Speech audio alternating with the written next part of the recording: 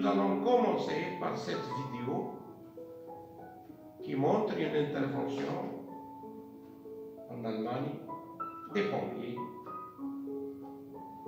Observez bien comment ils sont équipés, comment ils réagissent et quel est le rôle du chef de brigade.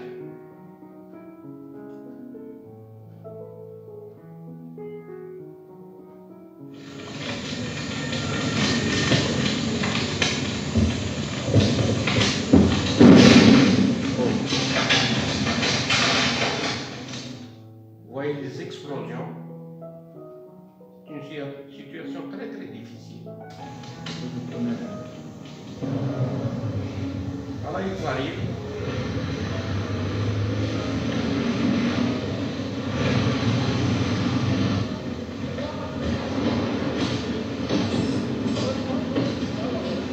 Remarquez les équipements de protection, les réflexes. Tout cela, c'est le résultat d'une bonne formation.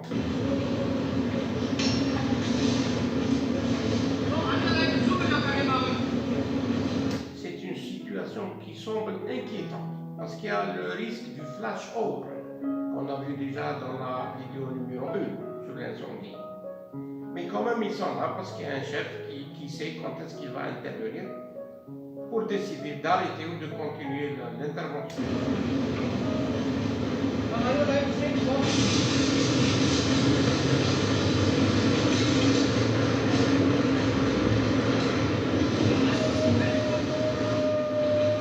Malgré la situation qui semble vraiment dangereuse, on n'est pas loin d'un flash-over. Le chef de brigade ne donne pas la décision d'arrêter et de reculer. Donc là, il faut vraiment une formation très avancée.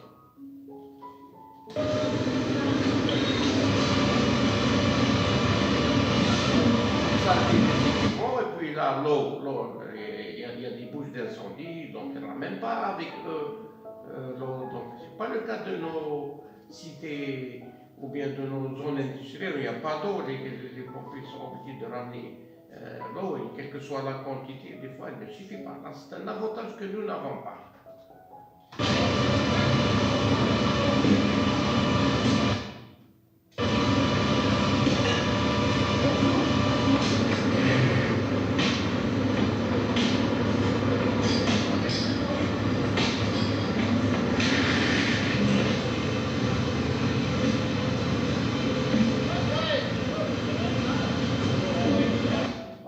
La formation de ces pompiers qui est de très haut niveau, savent ce qu'ils sont en train de faire. Ils attendent l'ordre du chef qui peut ordonner l'arrêt ou la suite.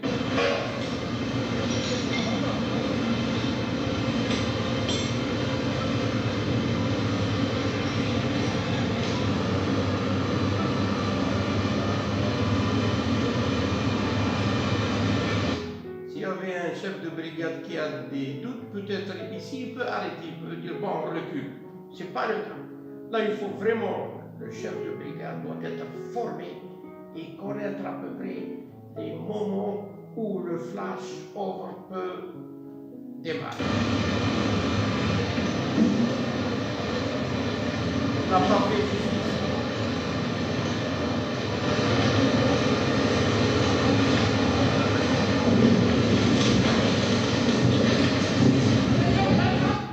C'est la situation de flash-over. Vraiment, il a attendu jusqu'à la dernière seconde pour ordonner à ses agents de reculer.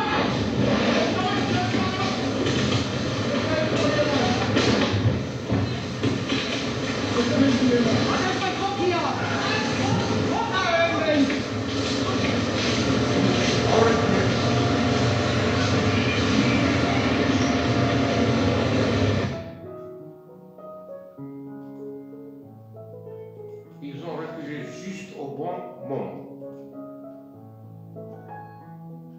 C'est une autre vidéo qui montre les règles de prévention. Parce que l'incendie, il y a une partie prévention, préparation. Il ne faut pas attendre jusqu'à ce que la situation devient très difficile pour réagir. Donc il y a une partie prévention, préparation etc.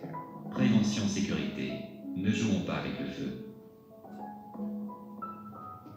Kamel et Nicolas travaillent dans la sécurité. Autant dire que les risques d'incendie font partie de leurs préoccupations. Bizarrement, une fois rentrés chez eux au foyer, ils semblent perdre leur réflexe professionnel. Et bien sûr, des fois on oublie. On connaît les règles, mais la routine, le temps fait qu'on oublie tout ce qu'on a appris. Il est vrai que stationner devant les accès pompiers, c'est plus facile que de chercher à se garer correctement. Dans le hall, ils ne remarquent plus les caisses qui encombrent les issues de secours depuis si longtemps. Ça, c'est le temps. Ils oublient les règles. Donc, c'est des situations inacceptables. Bidons de rangement, caisses, mobylettes. Et s'ils bloquent les portes coupe-feu grandes ouvertes avec un extincteur et laissent les trappes de désenfumage déverrouillées pour rafraîchir le couloir en été, cela n'empêche pas que depuis 3 hivers, les grilles d'aération sont régulièrement bouchées. Voilà la cause. Il fallait réparer le système d'aération et ne pas bloquer la porte avec des extincteurs et en bloquant aussi les portes coupe-feu. Donc, c'est des défaillances qu'il fallait détecter. Si on faisait des inspections planifiées au quotidien, ces situations n'arriveraient pas. Porte coupe-feu ouverte, extincteur déplacé, aération bouchée, évacuation encombrée, un vrai feu vert pour un incendie. Heureusement, le bloc de secours indique la sortie à emprunter. Mais ne parlons pas de malheur. Pour l'instant, Kamel a réuni quelques amis autour d'un thé dans sa chambre. Aïe, l'eau au bout, un geste maladroit et c'est l'accident. Et cela échappe à nos amis, tout absorbés. Échappe, la routine, l'habitude, l'oubli. C'est ce qui est difficile en sécurité, c'est qu'on oublie les règles de base. Par un match de foot qu'il regarde sur l'installation. Ce match de foot, c'est sûr, puisqu'il y a quand même, c'est sur un match où l'Algérie est en train de jouer, n'en doute pas. Bricolé par Kamel. Et quand on parle de bricoler, le mot est faible, tant Kamel abuse des branchements Voilà, surcharge des circuits électriques. sauvages, d'appareils électriques bidouillés, voire défectueux. Chambre encombrée, matériel électrique défectueux, branchements sauvages, tous les risques d'incendie sont réunis. Malgré ça, la probabilité de l'incendie n'est pas élevée. On échappe. Par chance. Tout ça, c'est des indices qui peuvent faire démarrer un incendie, comme on a vu le fauteuil dans la vidéo précédente. Donc tout ça, c'est des indices, malgré ça, la probabilité. Donc, je veux dire, l'armée est stable. C'est tout. Hein. Donc l'incendie n'est pas là, malgré cette situation. D'autant que si l'hospitalité de Kamel est grande, sa chambre est petite et encombrée. Retour au couloir pour passer dans la chambre d'à côté. À propos, l'accès à l'armoire électrique Toutes les règles ne sont pas respectées. est interdit, des fois qu'on la confonde avec un placard de rangement. La porte de l'armoire doit toujours rester fermée. D'où viennent ces rires? Dans la chambre d'à côté, des enfants s'amusent. Allons voir. S'amusent? Oui, enfin. Même si Zied rêve de devenir pompier, ce n'est pas en s'obstinant à vider des extincteurs qu'il y parviendra, ni même en s'entraînant à briser le système d'alarme. Quant à jouer à la guerre des étoiles avec un pistolet à eau et un branchement électrique, on risque surtout une mise à feu immédiate. C'est la chance qui fait qu'on échappe à des incendies. Mais un jour, l'incendie arrivera. À partir de l'une des sources que nous avons citées. Au final, laisser des enfants sans surveillance, c'est jouer avec le feu. Le joyeux tintamarre d'à côté ne semble pas troubler la lecture de Nicole. Mais si elle s'endort sur son article, la cigarette qui lui tombera des lèvres et enflammera son lit risque de lui rappeler combien l'actualité est brûlante. D'autant que le feu risque de se communiquer au reste de sa chambre, tellement elle est encombrée de vêtements et de journaux. Et voici arrivée l'heure du dîner. Kamel et Nicolas discutent gaiement dans la cuisine. Mais quelle est cette odeur de brûlé? La friture, c'est bon, mais ça se surveille de près. Tout comme les brûleurs à gaz après utilisation. Il vaut mieux prendre le temps d'éteindre sa cigarette plutôt que de risquer un incendie de poubelle. Malgré le fait que Kamel et son ami sont des agents de sécurité, ils oublient toutes les règles informations. Donc, ils oublient un peu tout. Voilà. Ou de vides ordures. Cuisez, mijotez, rôtissez vos plats, mais n'incendiez pas la cuisine. Comme vous le voyez, même si tous nos foyers sont équipés pour éviter les incendies, votre sécurité dépend en grande partie de votre comportement. C'est un problème aussi de culture et de comportement. Donc nous allons voir maintenant une chose très importante, c'est le triangle du feu. C'est-à-dire pour avoir un incendie, il y a 3 éléments. Le premier élément, c'est la matière qui brûle, c'est le combustible, qui peut être solide, bois, papier, etc., qui peut être liquide, essence, mazout, les huiles, le kérosène, ou sous forme de gaz. Bien que tous les feux ont lieu en phase gazeuse, c'est-à-dire le bois, pour qu'il brûle, il passe par une phase liquide qui n'est pas observable. On peut la voir, certaines moisissures qui s'installent. Et de la phase liquide, on passe à la phase gazeuse. C'est le gaz qui brûle, même si on commence avec des solides. Ça, on le voit très très bien dans la bougie. Vous voyez la bougie qui est un solide. On brûle la mèche, et puis la mèche donc, fait fondre l'assiette. On a un petit réservoir liquide, et de ce réservoir liquide, il y a un gaz, c'est le gaz qui brûle. Même chose pour le mazout, l'essence, etc. Ils sont à l'état liquide, après ils passent à la phase gazeuse, c'est le gaz qui brûle, et puis le gaz il est à la phase finale. Ça c'est le ou les combustibles. Il faut aussi un deuxième élément très important qui est le comburant. Pour qu'il y ait un incendie, il faut de l'oxygène.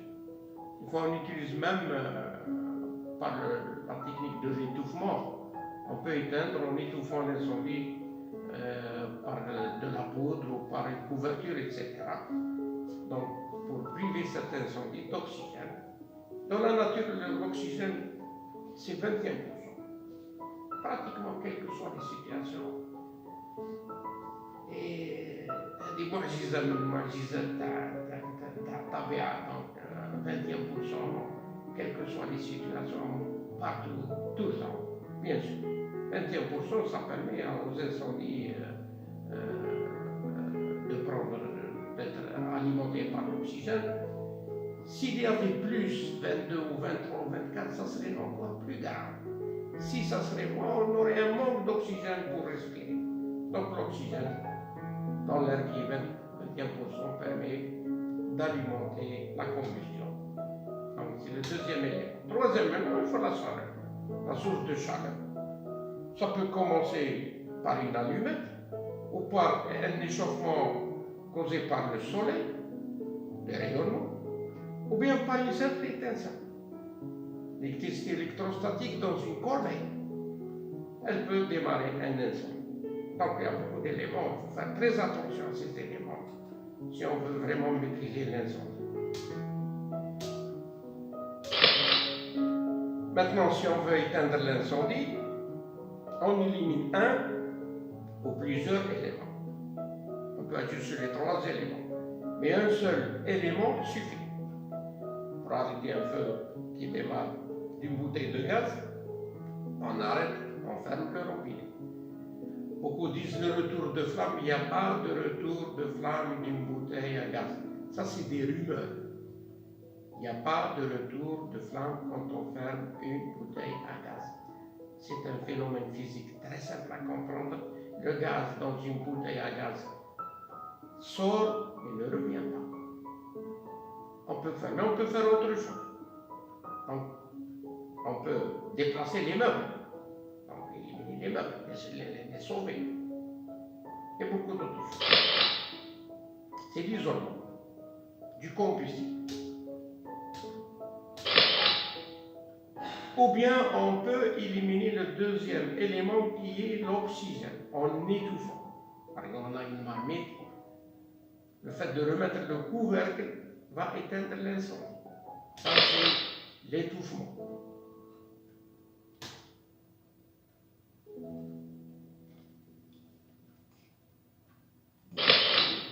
On peut refroidir avec de l'eau, bien sûr.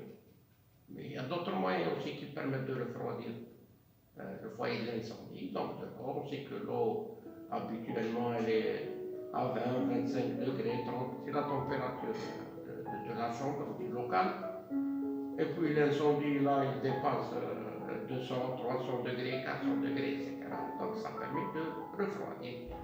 Voilà. Le refroidissement.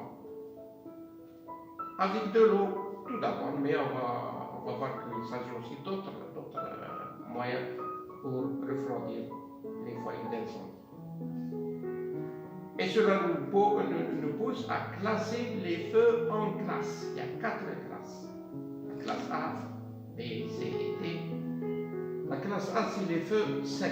La classe B, c'est les feux gras ou les feux d'hydrocarbures. La classe C, c'est les feux de gaz. Et la classe D, c'est les feux de métaux. Donc la classe A, nous avons tout ce qui est sec. Carton, papier, bois, tissu, charbon, etc. La classe B, les feux gras, feux des hydrocarbures. Nous avons l'essence, l'alcool, les huiles. Là aussi, certains plastiques polyestyrène qui passent de la phase solide très vite à la phase B, ou bien donc le beurre. Le beurre, on ne le classe pas avec la classe A, puisque moindre élévation de chaleur, donc il passe à la classe B, il devient. Nous avons la classe C, c'est les gaz. Donc c'est les gaz, le butane, le gaz de ville, etc. Et puis le feu de métaux. Ça existe dans quelques industries, les fonderies, etc. Les feux d'aluminium qui ont une technique spécifique d'extraction. Magnésium, aluminium, etc. Donc là, il faut connaître les classes. Si vous n'avez pas la classe D, ce n'est pas la peine de vous inquiéter. Ce qui nous intéresse aussi, c'est quelles sont les conséquences du feu sur l'être humain, sur l'homme. Eh bien, les conséquences, tout d'abord, c'est l'asphyxie. L'asphyxie par le monoxyde de carbone, par le dioxyde de carbone, par tous les autres produits. Ou bien l'intoxication par les produits chimiques intoxicants qui se dégagent, ou bien la brûlure. La brûlure, c'est une situation très grave, surtout que l'organe le plus grand dans notre corps, c'est la peau. Il faut voir ce qui se passe dans l'hôpital quand il y a quelqu'un qui est brûlé. Tout d'abord la douleur qui est intense, et puis aussi la prise en charge de ces gens dans l'hôpital. Ils les mettent dans des chambres où la température est à 10 degrés, parce qu'ils n'ont plus cet organe merveilleux qui leur permet d'échanger avec l'environnement, de refroidir le corps ou de le maintenir chauffé. Nous avons aussi sur les biens la dégradation, la destruction de l'outil de travail. Donc une machine qui a déjà été incendiée, c'est très difficile de la récupérer. Et là, ça dépend des techniques d'extinction qu'on a utilisées. Ou bien l'effondrement tout simple du bâtiment. Nous avons vu dans l'histoire que la ville de Chicago a été incendiée à 100%. Dans les années 1700, je ne me rappelle pas exactement, 1789. La ville de Londres, c'est la même chose, la ville de Moscou. Donc, ont été complètement détruites. Donc là, les conséquences de l'incendie peuvent être très graves. Et aussi sur l'environnement. La pollution générale d'incendie, toutes ces fumées. Les nappes phréatiques qui sont touchées par les eaux d'extinction et aussi là par les fumées. Nous allons voir dans cette vidéo qu'est-ce qu'on peut faire. Nous avons deux bâtiments. Un bâtiment fermé c'est un bâtiment ouvert avec des ouvertures. En cas d'incendie, le bâtiment où il y a des ouvertures va être plus confortable pour les gens qui sont à l'intérieur, puisque les fumées vont être évacuées. C'est pour ça qu'on installe des systèmes de désenfumage dans les bâtiments. Par contre, dans le bâtiment à gauche, il n'y a pas d'ouverture. Donc les gens qui sont à l'intérieur vont tout de suite être asphyxiés par le monoxyde de carbone. Ils ne pourront pas sortir et puis les pompiers ne pourront pas rentrer pour intervenir. Voilà, là, vous avez la situation qui est décrite. Donc là, le système de désenfumage qui s'ouvre soit automatiquement ou manuellement. Par contre, ici, les fumées, surtout le monoxyde de carbone, là, qui est très très grave, le CO2, les autres gaz toxiques. Par contre, qu'à droite, les gens peuvent se sauver et puis les pompiers peuvent rentrer pour éteindre l'incendie. Donc il y a quelques équipements techniques qui permettent un peu de régler. Voilà, ici à droite, le pompier peut rentrer pour intervenir, toutes les fumées sont évacuées. Par contre, celui de gauche, il ne peut pas, il va intervenir à l'extérieur. Les agents extincteurs. Ce tableau est le plus important de toute la formation sur l'incendie. Là, il faut le comprendre. Il s'agit des agents extincteurs. Et par classe, nous avons la classe A, la classe B, la classe C et la classe D. Pour la classe A, on peut utiliser l'eau pulvérisée. C'est quoi l'eau pulvérisée? C'est l'eau qu'on met dans un extincteur pour que l'eau sorte en petites gouttelettes, elle est pulvérisée. Donc une même quantité va couvrir une plus grande surface. Mieux que ça, l'eau pulvérisée avec additif. L'additif est un produit chimique qu'on ajoute et il a un meilleur effet sur l'incendie. Donc l'effet qu'il a, c'est de pénétration dans la matière qui est incendiée en profondeur et aussi le refroidissement. Donc ces deux actions sont meilleures que de l'eau tout simple. Et puis on a les poudres polyvalentes. Donc la classe A peut aussi être éteinte avec les poudres ABC. Seulement, les poudres sont déconseillées à cause de l'effet corrosif. Elles sont déconseillées, surtout dans les bâtiments à l'intérieur. Retenez bien ça. On va à la classe B. Le meilleur moyen, bien sûr, c'est la poudre. Mais si on est à l'intérieur d'un bâtiment, cette poudre, du fait qu'elle est corrosive, est déconseillée. Donc il nous reste maintenant l'extincteur à CO2, et puis l'eau pulvérisée avec additif. Pour l'extincteur à CO2, du fait qu'il est un peu cher, il faut le réserver au risque d'origine électrique. Nous verrons dans un extrait. D'origine électrique. Puisque nous avons l'eau pulvérisée avec additif qui peut être utilisée et qui va jouer le rôle de refroidissement. Elle va refroidir donc le récipient qui contient le mazout ou l'essence, et aussi par étouffement. Comment par étouffement? Oui, du fait que l'eau pulvérisée avec additif est plus légère que les autres produits, les liquides, l'essence, le mazout, etc., elle va être suspendue à la surface et elle va étouffer le feu. Et donc là, on trouve l'eau pulvérisée avec additif qu'on peut utiliser pour la classe A et l'eau pulvérisée avec additif qu'on peut utiliser dans la classe B. Donc là, l'extincteur à eau pulvérisée avec additif devient le meilleur extincteur. Donc incontournable. L'extincteur à CO2, il est bien sûr, il a sa place. Du fait qu'il est cher, on va le réserver au risque d'origine électrique. Pour la classe C, nous avons les poudres. Oui, toujours quand l'incendie est à l'extérieur du bâtiment. Et à cause de l'effet de corrosion, donc on préfère le CO2, ou bien on éteint le robinet, ou bien on peut utiliser des couvertures. Donc pour la classe D, c'est des extincteurs un peu spécifiques, nous allons consacrer une séance, une vidéo spécialement à la classe D. Ce tableau qu'il faut retenir. Il faut vraiment savoir ce que ce tableau veut nous communiquer.